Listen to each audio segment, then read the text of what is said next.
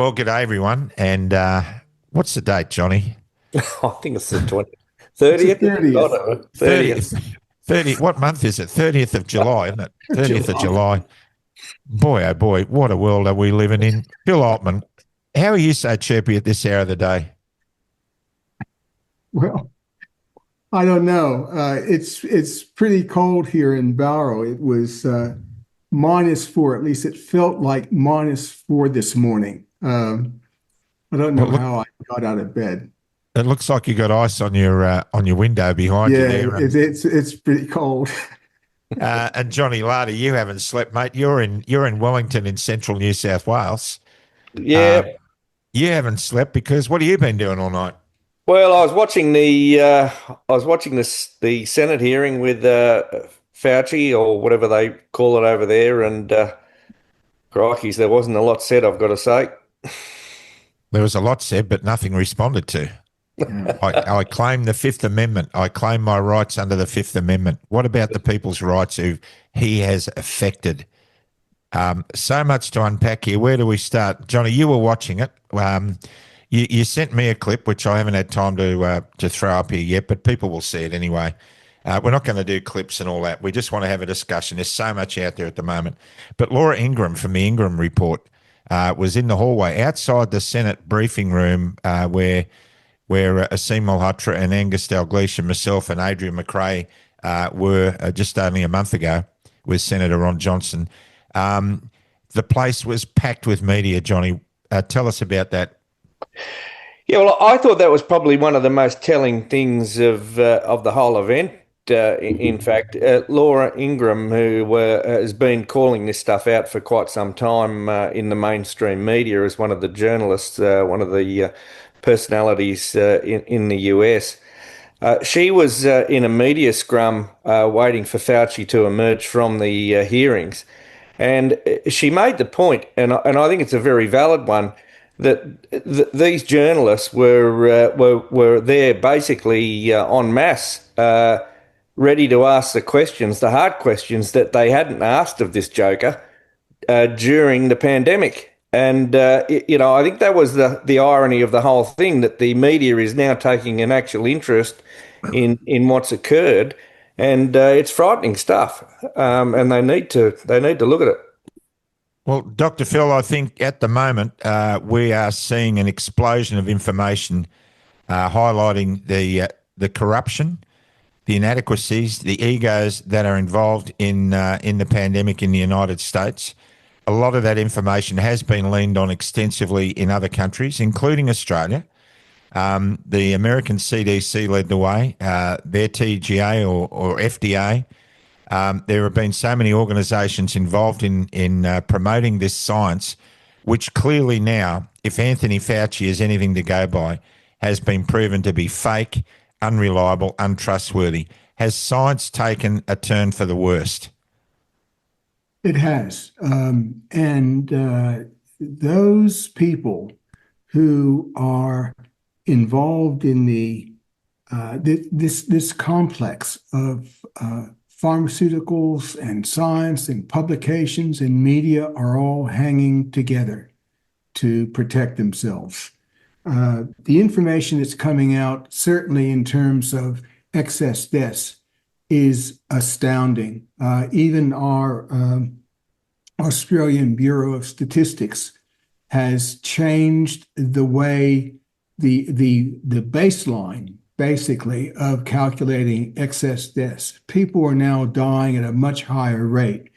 And the underlying theme from the big pharma complex is that, oh, this is a hangover from the COVID infections, not the jabs.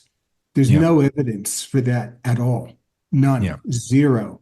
yeah. But there is a mountain of evidence to support the fact that the excess deaths that we're seeing, which are continuing, albeit not at quite as high a rate as in 2022, maybe 2023, is still continuing. And they're trying to cover it up. You see the cover-ups everywhere. I just issued a Substack on court status of Barry Young in New Zealand, who was the whistleblower in New Zealand, who noticed the clusters of deaths post-vaccination. I mean, we're talking within days, on the day or within days, of healthy people who just died. Yeah. And they're not investigating the cause of death. And he's in court now. And the court, as I understand it, has until October to decide if he's a whistleblower or not. I mean, this is the lengths that government is going to protect their backsides. And it's in New Zealand, it's in Canada, it's in the UK, it's in the US, it's certainly in Australia, and we've been reporting on that for years, right? And it looks like even the mainstream news media is talking about, and they've backtracked a bit now, saying, "Oh well, we were wrong about Fauci. You know, the 6 foot distancing. There was no evidence for that. There was no evidence for the lockdowns or the closure of schools. Yeah, sure. That's not the big issue now. The big issue is that possibly millions have died due to these shots, and they haven't even touched that yet. And They haven't touched that it. Yeah. really disturbs me. Johnny, we not long ago interviewed Detective Helen Gruss from Canada. For those who may not be aware, Detective Gruss was working in child protection in the Ottawa Police Department. She was sent documents from a hospital where concern was being raised about an increase in infant mortality, massive increase in infant mortality. I won't quote the numbers here because I'm not quite prepared to do that yet, but it's on our interview. She has been going through a litigious process with the Canadian government, the Canadian law enforcement officials, and Canada Health, and they are refusing to let her give evidence in the court.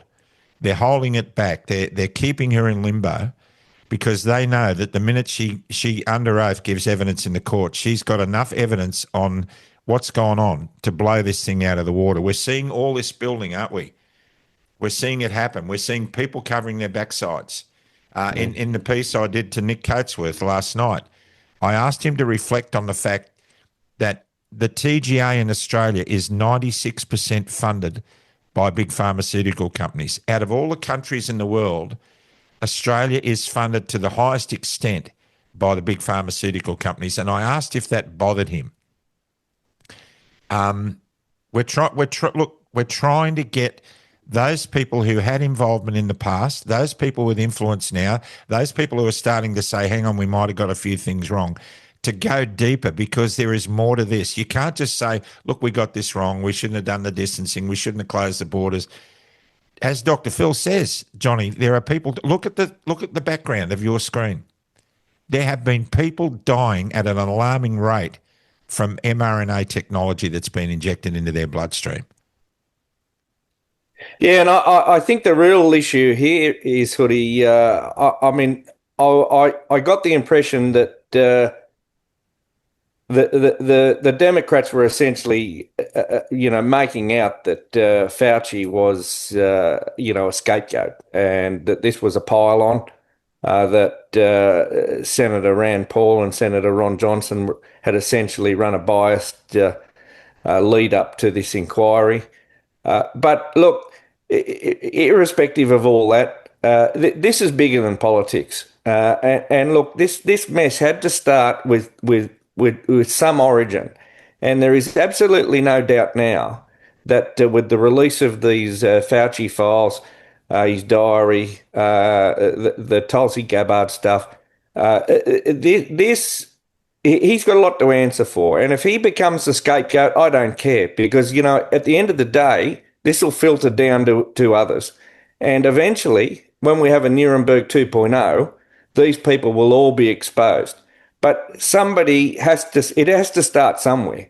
Now it's clear to me, and I think it's probably clear now to everyone that watched that last night, that there is a lot to hide. And I think Senator Ron Johnson summed it up pretty well when he said, "I can understand why you were given a pardon." And that to me, is the summary of it all. Now, the media has to start digging now, Hoodie. That's what has to happen. I mean, they have to start doing their job. They haven't done it up till now, or elements of the media have, but certainly the majority of them have silenced all this. Well, that's got to stop. That has got to stop. And for those people who wonder about the term scapegoat, that's a biblical term, because in Jewish tradition, before Christ came, the scapegoat was the goat that carried the sins of all the people who confessed their sins on the goat, and the goat then took those sins. The goat was basically sacrificed for the sins of the others. Mm-hmm. If Anthony Fauci is the scapegoat, then that highlights the fact that there are a bunch of people around him and above him who are complicit in what can clearly be seen as a crime against humanity. Dr. Phil, if as it's already been proven, Anthony Fauci deceitfully conducted gain-of-function research in Wuhan, China, because it was made illegal by Barack Obama in the United States. And if there was a lab leak, whether it be intentional or accidental, and is it a bridge too far to think that occurrence may have been the precursor to introduce a biological weapon in the terms of the vaccines? Are we reaching too far? Because it's looking more and more like that. Well, I don't think it's a reach too far. The COVID-19 so-called vaccines were not classified as drugs. Okay, they were never classified as drugs. They were countermeasures to a bioweapon. They were classified officially in the US as, quote, countermeasures. And this is why the usual safety and efficacy guidelines did not apply. That's how they got away with it. Yeah. So, I think it's correct for people to fear the worst about the intentions of the people behind this sad saga. Because it literally, possibly, has resulted in the deaths of millions of people. Some people have estimated worldwide, and this was an estimate probably more than a couple years ago, of 17 million jab-related deaths.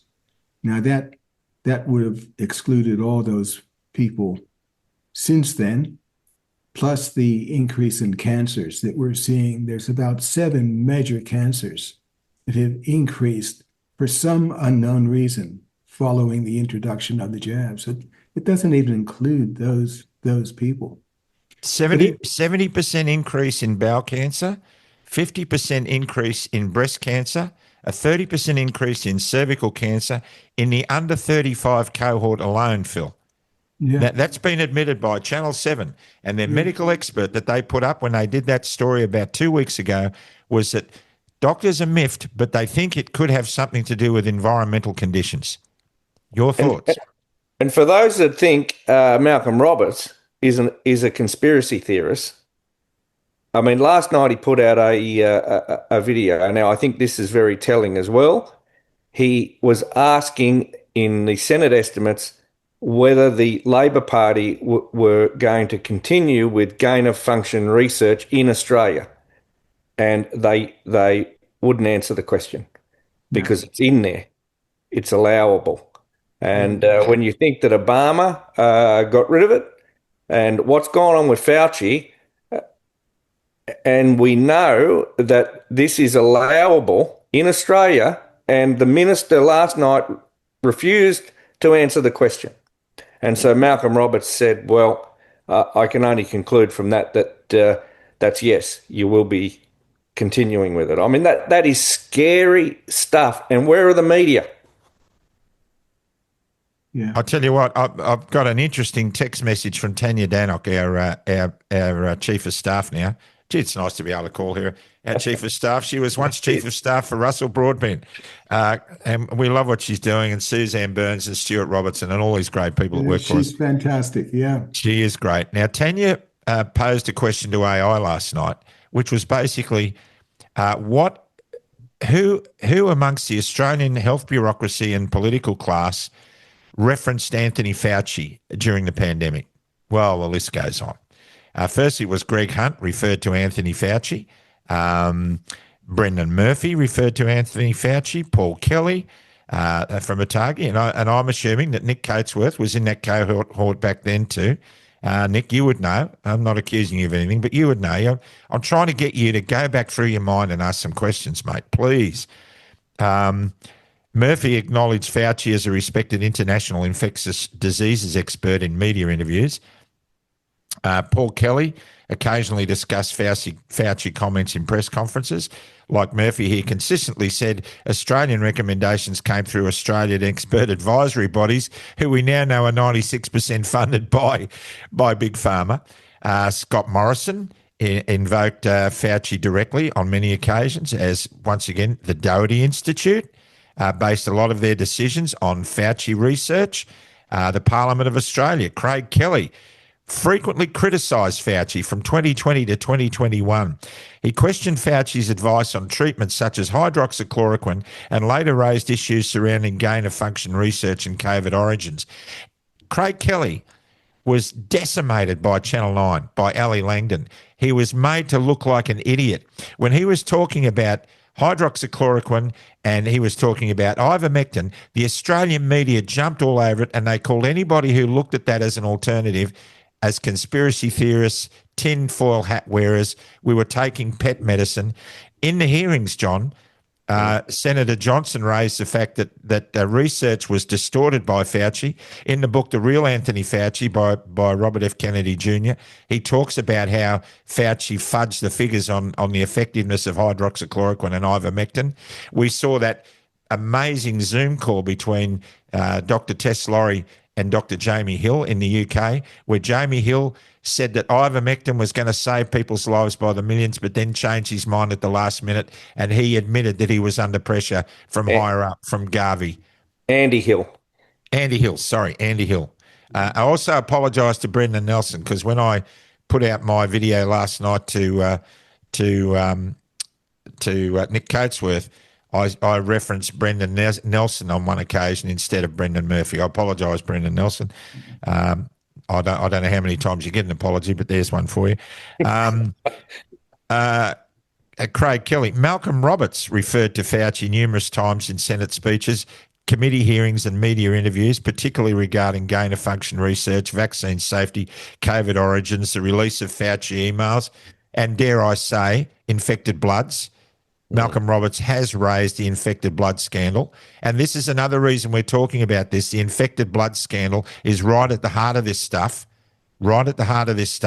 If we're seeing medical corruption and health corruption across the planet over this, we know it's taken place with infected bloods. And we've got some big interviews coming very soon. We're going to keep those under wraps, where we're going to unpack this a little bit more, because we've got to find remedy. And let's not forget Fauci's background in the HIV stuff. Exactly. There's another one. Jared Rennick. Rennick questioned. He didn't cite Fauci in glowing terms. He questioned health officials in Senate estimates about international COVID evidence, and occasionally referenced Fauci and US public health policy. The Parliament of Australia state health officials, Kerry Chant. There is little evidence that Chant regularly referred to Fauci publicly. She overwhelmingly relied on New South Wales health advice and Australian evidence. Where did that come from? Okay. Brett Sutton, the Victorian health administrator, occasionally acknowledged Fauci in interviews discussing overseas developments.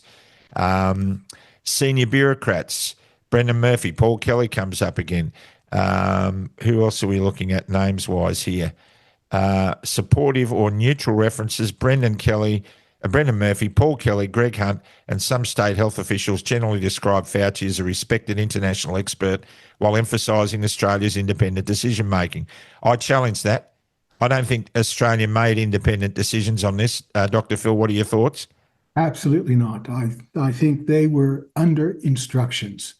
That's what it appears to be, as far as I'm concerned. Not only that, I think the judiciary in Australia are under instructions. They are employees of the government, and judges and magistrates depend on government largesse for their advancement, for their careers. And if they bring down decisions that aren't consistent with the narrative of the government of the day, they could be in a bit of trouble. So they, as far as I can see, no court has addressed the science of the COVID jabs and the damage that's being done. This is incredible stuff. Yeah. Even let's the remind very people, young stuff. It's all about whether or not he was a whistleblower. It's not about whether thousands of people died. and let's remember, Phil, This is that incredible. Beach Jones, the chief magistrate in the Supreme Court in the Kassam v Hazard case, was subsequently appointed to the High Court of Australia as a judge, but went on to give a keynote speech and forward in a book on the virtues of mRNA vaccines after the case. Unbelievable. Now, I want to. And after what we've been witnessing with the failure of the mRNA technology, it's failed. We all know it's failed. It's being used, and its use is being expanded. We have mRNA technology being used to spray on food, to be injected in cattle. I mean, this is why this issue has to be won. This argument has to be won, and it has to be aired, and people have to understand in basic terms what the science is and what has happened. Malcolm Roberts, to his credit, is the only politician in Australia who's called for the elimination of the TGA or the rebuilding of the TGA because they have failed to investigate COVID jab linked deaths. That's a fact. Yeah. And that is their prime reason for existing, is to protect the public. And if they're not doing that, I believe the whole system has to be revised. It has to be torn down and rebuilt. And Malcolm Roberts is the only politician who's had the guts to stand up and say it. He has, and he gets lambasted for it. And there is a lot of controversy about an interview he did with me recently, where the press used that interview with me as a means of calling him a conspiracy theorist. Phil, they took an 8-second bite of a 1 hour 29 interview to label him as a conspiracy theorist, when in actual fact he was doing the interview for exactly the opposite reasons. Now, this is the media. Now, while we're talking about the media, what happened in Washington overnight is massive. It is significantly one of the biggest events, I believe, in media history in recent years. I mean, it puts the Iran war to one side. It pushes everything to one side. This has been a drastic failure of the media. Now's your chance. Now that this has come out, will you report on this? Will you come out and give a deep searching inventory of what took place in Washington, D.C. overnight? Because if you don't, you label yourselves as part of it. Now, Philip Altman, John and I, we've been accused of being conspiracy theorists. I don't think you're a conspiracy theorist. I think you're a conspiracy inquisitor. Would I be right? Yes. Look, I was not against vaccines or the use of vaccines before COVID came about. I really hadn't looked at any of that. I'm not an anti-vaxxer. I'm pro-safety vaccines. If vaccines can be proven to be safe, I'd be all for it. But none of them have. Now that I've looked into the COVID vaccines, and then you look at the background to the other vaccines, and you realize that none of them have really been credibly proven to be safe against true placebos in the longer term. There's a lot of data that's available that suggests, and it's all trending in one direction, saying, and that it all agrees that they're not safe, that people who are unvaccinated are healthier, especially kids, than being vaccinated. So, this has been a wake-up call for me. I'm not a conspiracy theorist. I'm just looking at the facts. I was part of that system. And just a footnote to that, Philip, one of the things that was raised last night in the hearing was Fauci, in his diary, was gasping at the fact that the measles vaccinations amongst children had declined because the establishment couldn't get out and about to vaccinate the kids. And so he was going to raise this as a matter of urgency to come up with a way to get everyone vaccinated, because obviously, it was in their interest with the pharmaceutical companies, no doubt. But they were making statements last night to say, oh, well, the measles is on the rise. I think they said there was another 4,500 cases in America or something. I can't remember exactly what the numbers were, but I mean, how many of those cases resulted in a death in comparison to the deaths or the injury that's caused by the vaccine? Exactly right. And that's the question. It's all about risk and benefit. Exactly. They only talk about the so-called benefit. And in many cases, you have to doubt their statistics, of course. Yes. They never talk about the risks. They never talk about the kids that have died because of a measles shot. That's the problem. You're getting a very, very biased view. And until a vaccine has been, the theory of vaccines is great. In theory, I would go along with it. But in practice, it hasn't been proven. The claims have not been proven. And that is widely known now in a subset of the population that are now vaccine hesitant. If they want to convince people to be vaccinated, they should produce the safety data to show that. They haven't done that. Unbelievable. And how long have we been saying this?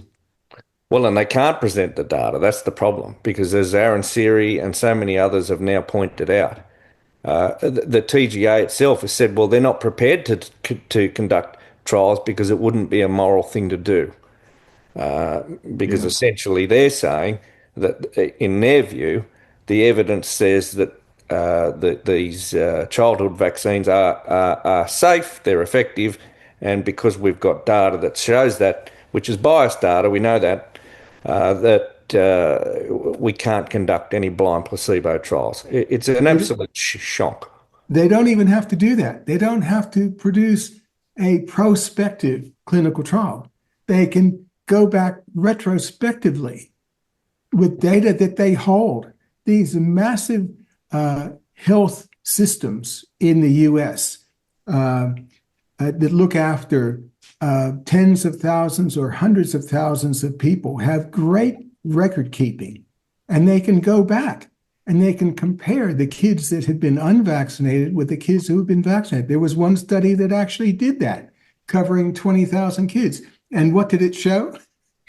It showed that the unvaccinated kids overall, across the board, had 2.5 times fewer chronic medical conditions than the kids that were vaccinated. And they tried to discount this trial. And it was done by one of the most famous pro-vaxxers in the US.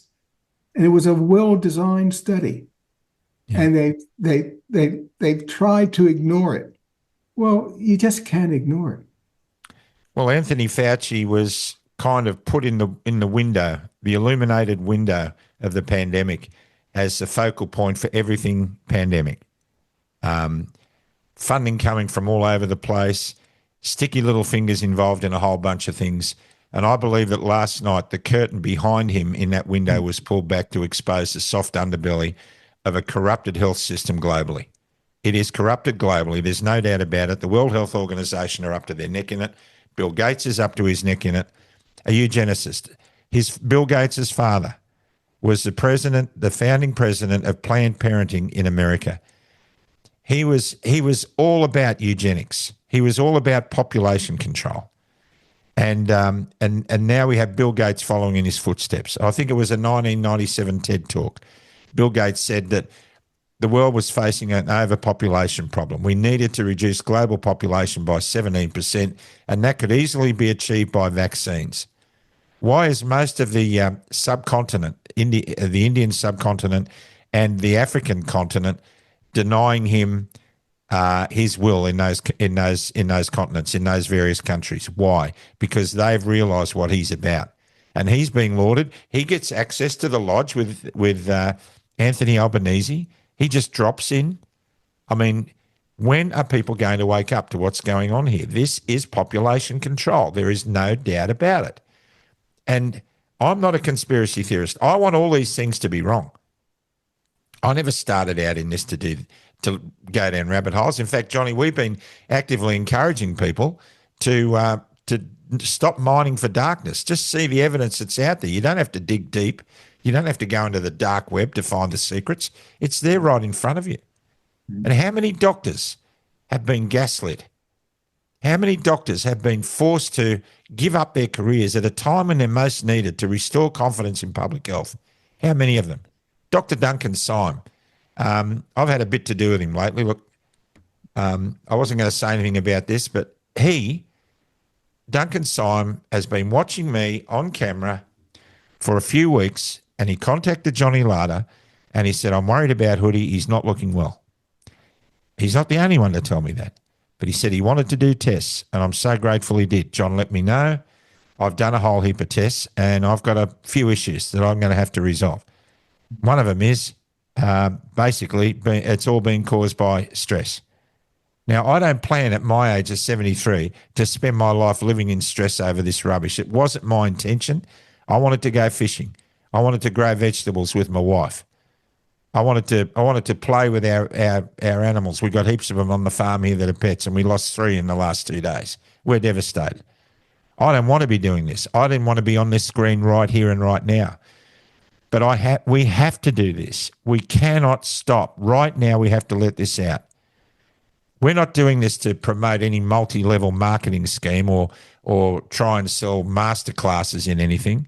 We're not trying to sell hoodies and T-shirts and all the rest of it. If people want to do that and they've got to do that to get by, that's fine. Johnny Latta, you and I are here because this rubbish has to stop. It has to stop. And, look at Philip. You've got somebody that was revered, came from the very background that these people have turned against us. And I mean, it speaks volumes to me, the integrity of people like Dr. Philip Altman, that have been prepared to speak out, that have the knowledge, the understanding, the experience in that industry to make those evaluations and those observations and speak loudly about them. I mean, why in the bloody God's earth are these morons in government not listening to people like him? It's just an outrage that you've got these bureaucrats and dickheads and fools that are just, killing people. And the TGA, the APRA, all these morons in government, they're just completely unhinged. You only had to watch last night for an hour to see that these people they're from another planet. Feeding them, they are not from ours, and hopefully they don't end up. They go to another place because they're sickos. Johnny, you watched the whole thing last night. Was Senator Blumenthal, the Democrat, on the panel? Yeah, wow. Now he is just an I've sat in front of that man with Senator Johnson.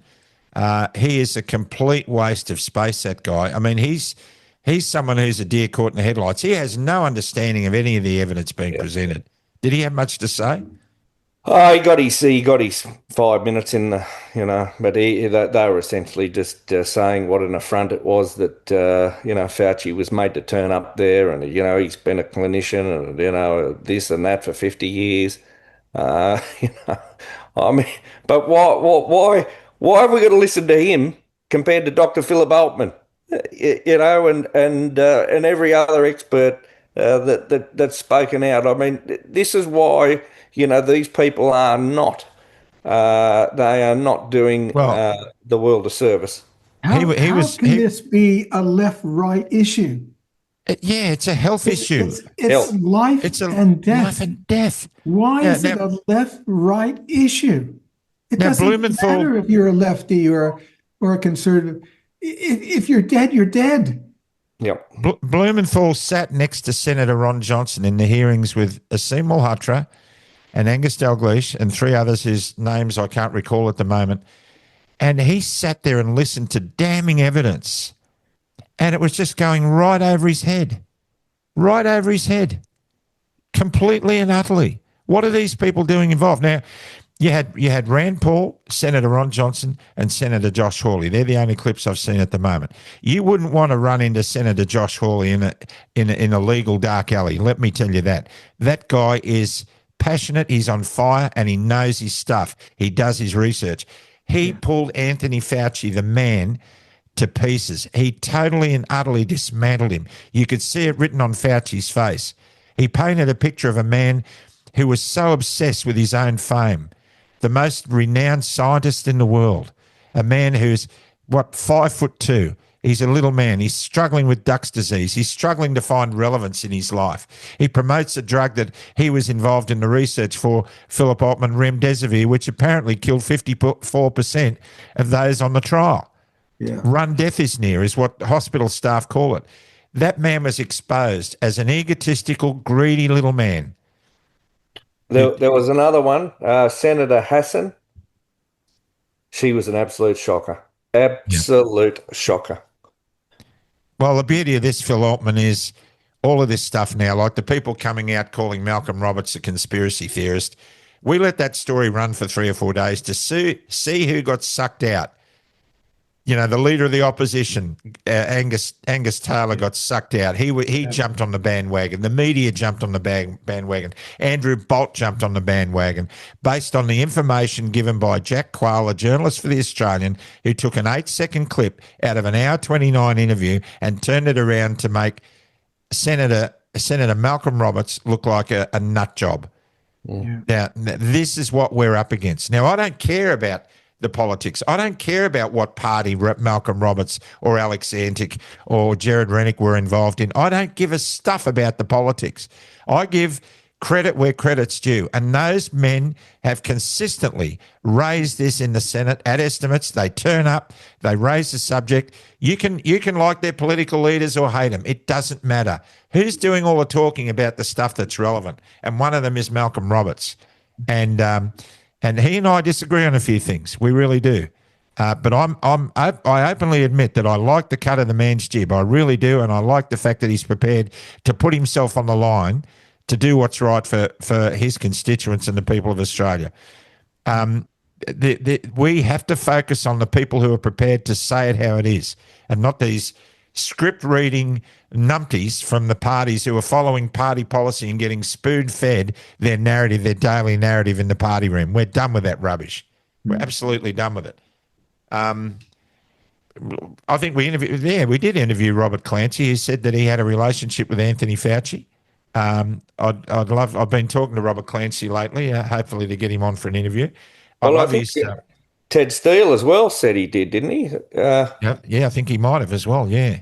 That Robert Clancy is Australia's most renowned epidemiologist and virologist, and he was put out in front of the Australian public by Scott Morrison as backing the vaccines and backing the initiative of the rollouts and all of that stuff. But he is a man who had a look at the data as it was coming out and changed his tune. as many other professionals are who aren't in the payroll of Big Pharma. Oh, so much to unpack. Well, look, I don't want to put it down to one person to do something here, but look, I personally think, Hoodie, that there is one person that can make a real impact in this immediately, and that's the person that we've reached out to, that you did a bit of a narrative on last night on Club Grubbery Bullseye, and that's Dr. Nick Coatsworth. Yeah. Because Nick Coatsworth has seen firsthand from both sides. He's demonstrated a willingness to at least say we need a royal commission into this, and that things were not done right.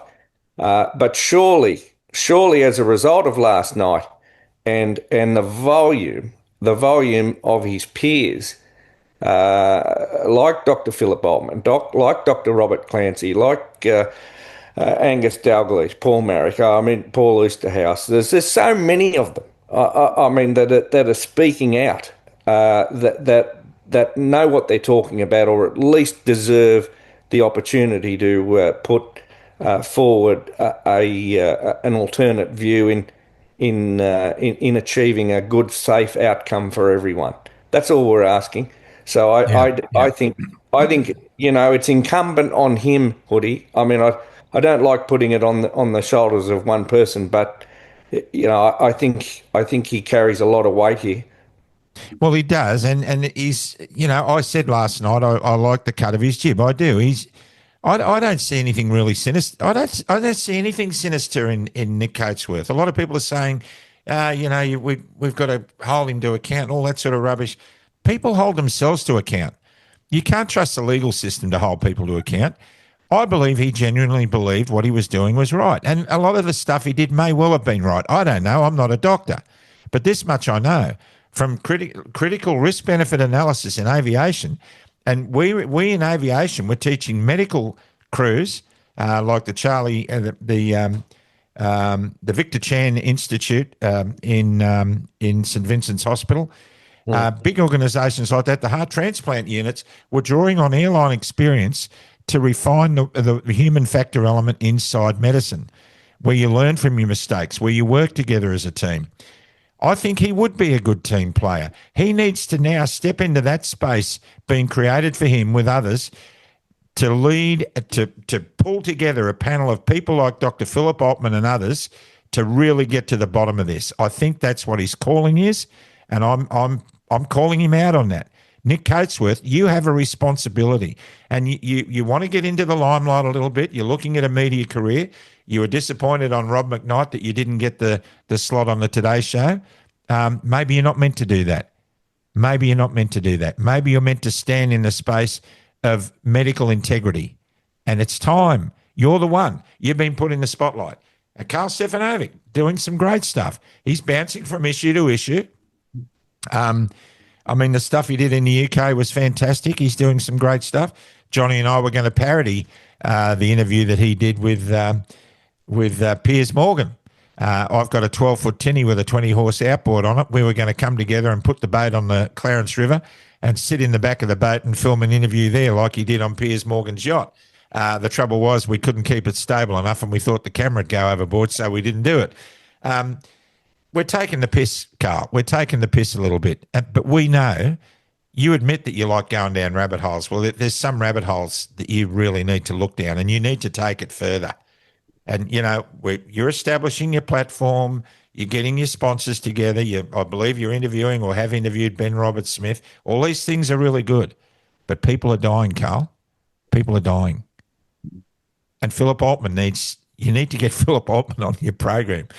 Given up, asking us on. We don't drop enough F-bombs when we're interviewed. So I don't think we'll get a call on your show. If you do want to have us on there, we'll be very frank and loving. We'll be frank and loving. But people like Philip Altman, they're the ones you need to get on, Carl. Come on, Carl. Come on. Come on, Carl. Any final comments, Dr. Phil? Look, I thought the light would have been seen by most people by now, but I've been very disappointed. But it just shows you the mainstream news media has on popular thought. Yeah. It surprises me, but I think it surprises a lot of people. But this can't go on. The suffering is immense, and we just have to keep going, keep picking away, keep plugging away, revealing the truth bit by bit. That's all we can do. We have to just keep going. I've got a question for you. Let's pretend that you were a Nick Coatsworth or a Brendan Murphy. Let's pretend that you were one of the bureaucrats at the forefront of the whole pandemic and the vaccine rollouts and the mandates and everything else. Would you be thinking to yourself, oh my God, what on earth have I done? And would you be hoping beyond hope that this would just go away and that you would get away with it? What would you be thinking? Or would there be a tug at a cord inside you that says you've got to do something, you've got to do the right thing? How would, really, honestly, Phil, put yourself in their position? It's hard. Everyone's different.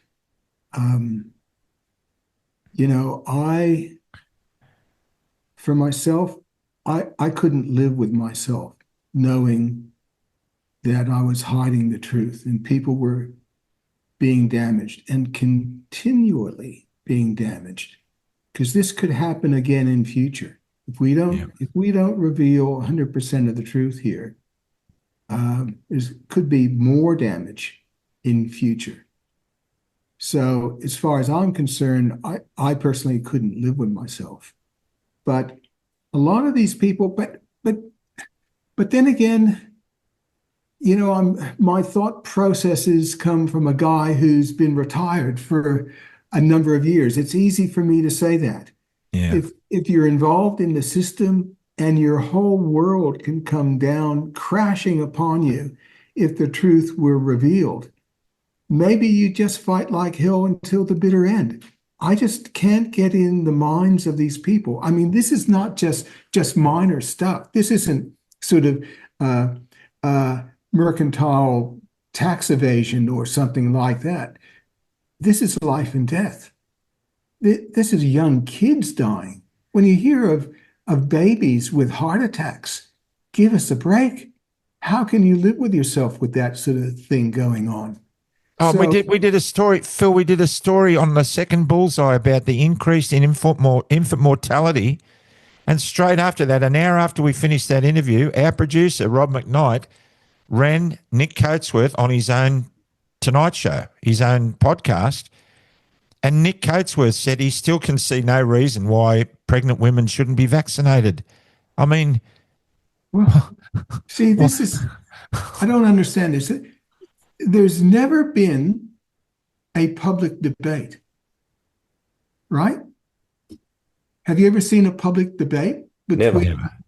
the people that established and supported the policies in government and people like me? we would love to host that. You've never seen a public debate. Yeah. Doesn't that tell you something? We know enough people to be able to organise a large venue to have such a debate take place. We could arrange it in a week. Well, I challenge them. I mean, I've been retired for a long time. I'm an old guy, right? I'd be happy to debate them. If I'm wrong, show me where I'm wrong. That's all. Just show me where I've gone wrong. All I want is a public debate and to get to the truth of the matter. There you go. Now, I will be, in 3 weeks' time, sharing a stage with Dr. Peter McCullough in Michigan at an event over there, speaking over there. He and I both speaking. I get on very well with him, and I'm taking my camera gear and I'm going to nail him down for an interview in the green room. There'll be other people there as well. I don't know who just yet. He and Angus Dalgleish, Asim Malhotra, so many others. Look, we could fill a hall. We could fill a football stadium if we were able to pull an event like this off. I kid you not. Yeah. And I think the world needs it. We need to put a lot of need to put a lot of demons to bed. Mm. We really do. The global politic is going to forever struggle because of what happened during the COVID years. Yeah. The economies are shattered around the world. People's confidence has been lost. They don't trust anything anymore. They have no faith in any institution. That's And we right. can either go down that road to protect the asses of the people involved who caused this, or we can be honest and seek remedy, because people like you and other scientists who know what's going on need to be actively involved in how we solve the issues raised by this madness and get people well again. And that's not going to happen while politicians and bureaucrats like Fauci and others are covering their asses. Mm. Remedy is being stalled. It's got to stop. Mm. Nick Coatsworth, you do Conspiracy Cabal. It's a podcast, and I think perhaps it's a lighthearted look at the different conspiracy theories going on around the world. You know what my greatest fear for you is, Nick? My greatest fear for you is that one day you're going to realise that you participated in the greatest conspiracy perpetrated on mankind in modern history. Yeah. And I hate the thought of what you're going to feel when you do realise that, because if you keep digging, you're going to uncover it. But now is the time. It's never too late. Now's the time to come out and do something and think about it and talk to real people.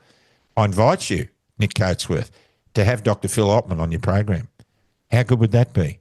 You, an infectious diseases expert, with a man who's had a 40-plus year career in drug regulation and working alongside the TGA. What a brilliant interview that would be. Nick Coatsworth, come on.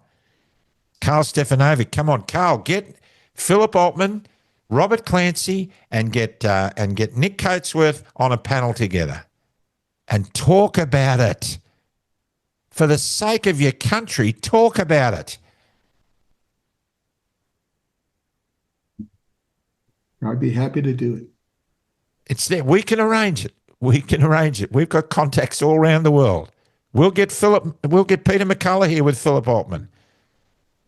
We'll get Angus Dalgleish. We'll get whoever. We'll get Paul Marrick, one of the best critical care specialists in the world, who's done the research. We'll get some of the pathologists along who've been pulling silicon-like strands almost a metre long out of people's veins who were vaccinated. We'll get them there with you, with Brendan Murphy. I reckon we should get Senator Johnson as well. We could get Senator Johnson to come over for that. Absolutely we could. Without a doubt, we could get him here. The ball's in your court. I think we better get this one out, and I better get about doing what I'm meant to be doing. I've got family issues to deal with, but I tell you what, this has gone far enough. The wall's breaking. Media, the ball's in your court today too. How are you going to report on the events of the last 24 hours in Washington? That's going to be very telling about where you're at and whose side you're on. Are there any journalists out there with balls? Are there any one of you out there that's prepared to speak up and say for how it really is? Because the time has come. You're going to be judged very severely by your peers and by the citizens that you speak to. Dear Lord Father in heaven, I just pray that that this truth, this light of truth will be so bright, that will be so clear, that it will be completely unavoidable by everyone on the surface of this planet.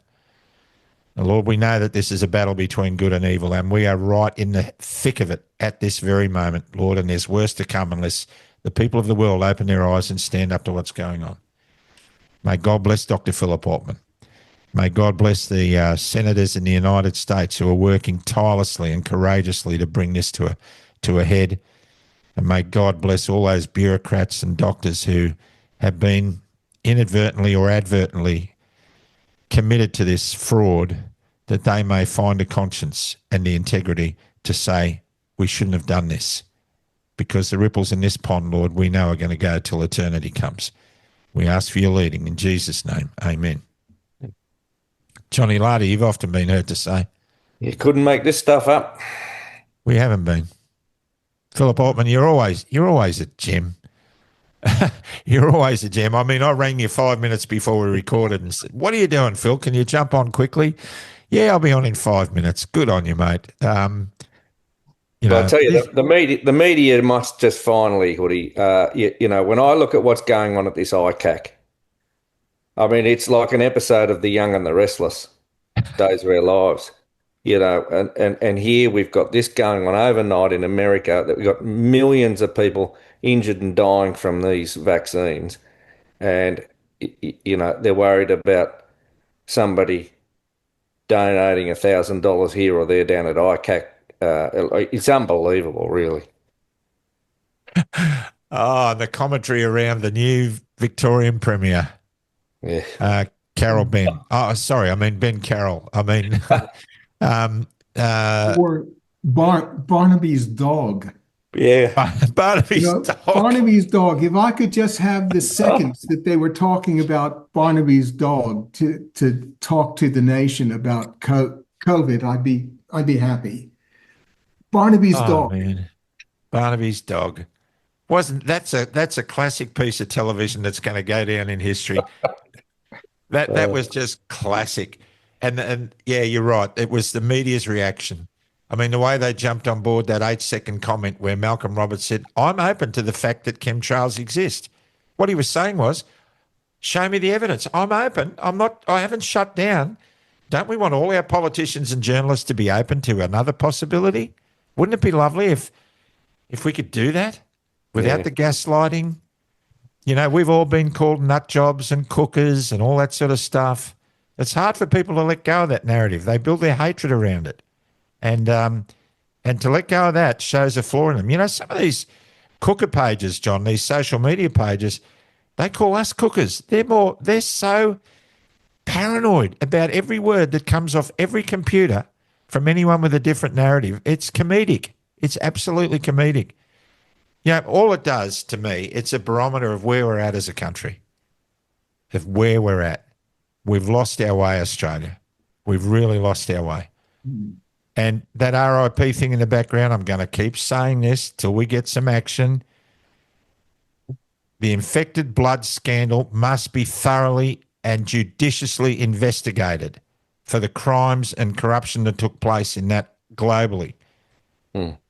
Now, people are saying, when are you going to ask this politician that, and when are you going to put them put a burner under them? Well, that will happen when we get them on the screen. We're going to ask them. We're going to ask politicians to commit to a royal commission into the infected blood scandal. But we can't do that unless we can get interviews with them. So give us a break, will you? Just give us a bloody break. So stay out of the trees, everyone. People only drive you crazy if you give them the keys. Philip Altman, great to have you on, mate, as always. And Thank you. Johnny Larder, enjoy your time at work in, dare I say, Wellington, not New Zealand, but New South Wales. New South Wales. And good to see you doing a little bit of paramedic work, mate. You should be the station officer in Tumut. Now, that'd be a coup. And good on you, John Larder, for pushing the case for the New South Wales coppers. It looks like they might finally be getting some traction.